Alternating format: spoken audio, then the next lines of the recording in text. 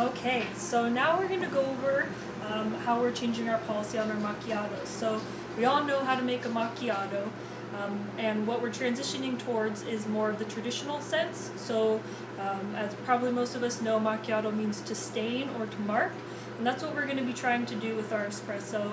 We're going to be staining or marking that espresso as opposed to creating a little latte or a submerged shot with more like a little mini cappuccino.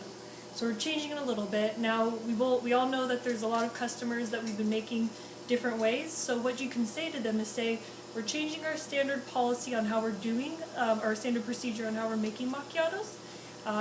We're going to be changing it. If you'd like us to still make it your way, that's fine, we're happy to, but our standard procedure is changing and we're going more towards the traditional set. So just make sure to set the standard for the customer so that they know, and then if they can make their choice from there.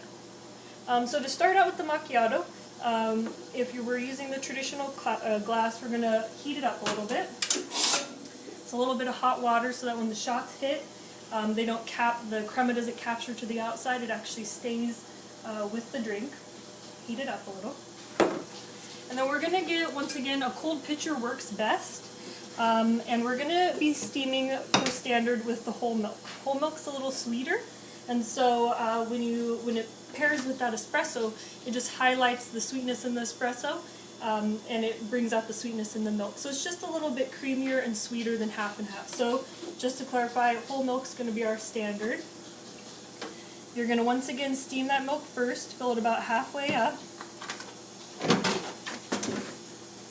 And these are little things, but always make sure to purge that one first.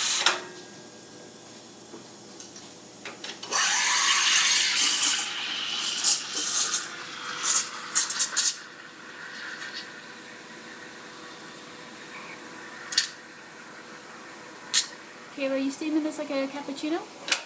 Yeah, so we're going to steam it pretty much like a cappuccino, because what we're going for with that macchiato is we want to mark those shots of espresso with that creamiest microfoam. We're going to do about 2 dollops of the foam, but we want it to be the best foam. So steaming it and preparing it kind of like a cappuccino first gets you that really good foam that we're looking for. Another thing, always making sure to purge that wand afterwards. We don't want that milk siphoning back up into the boiler.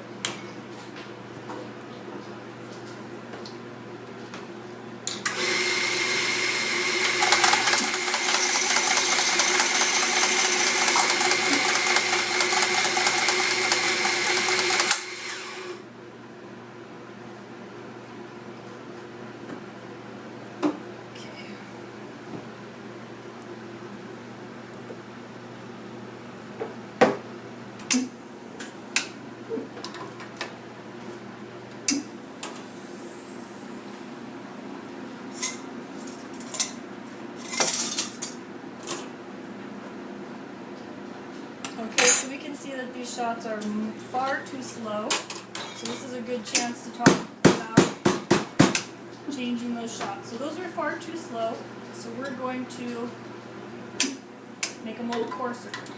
We all know this.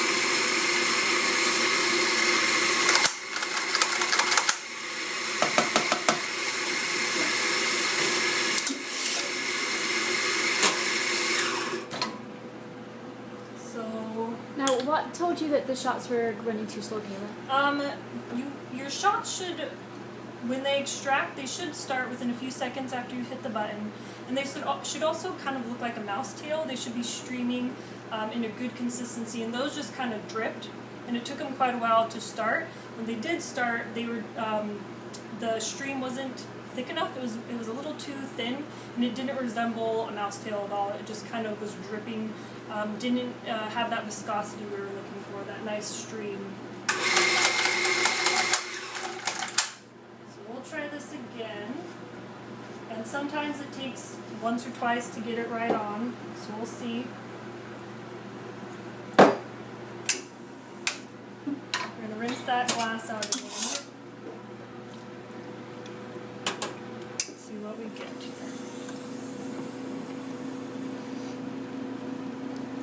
So that's closer, but what I'll do on this, they still look a little too slow.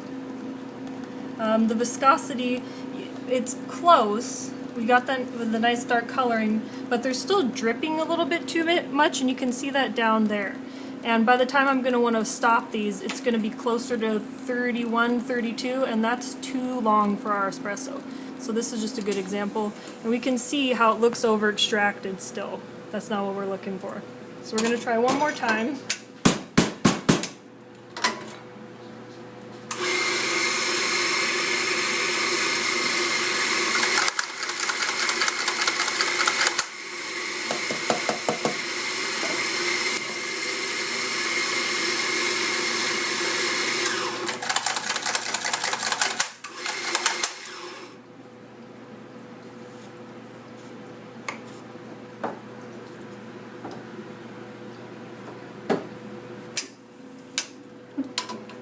Rinse this guy out again.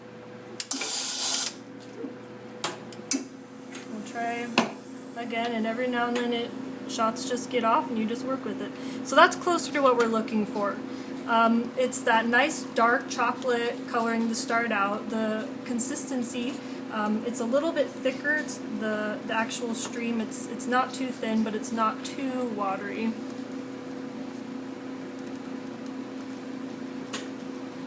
Still a little bit slow, and we can still see. So we might have to try one more time.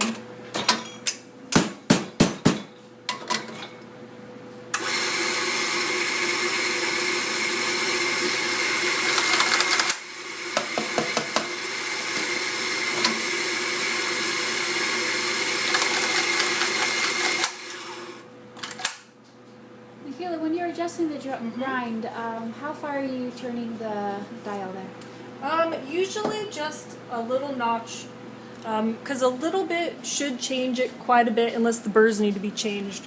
If the burrs have just been changed, a little adjustment's gonna make a huge change. If they're getting to the time where, hey, they need to be redone, it might take a little bit more. So that could be where we're at. Not sure when our burrs were last changed.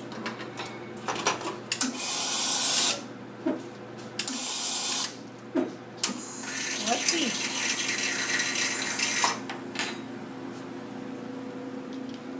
Okay. They're looking pretty good. And what do you think the optimal time, how many seconds do you pull your shots? I think that for this, every espresso is different, but for our espresso it's right around 24, 25, and that's about what these are at.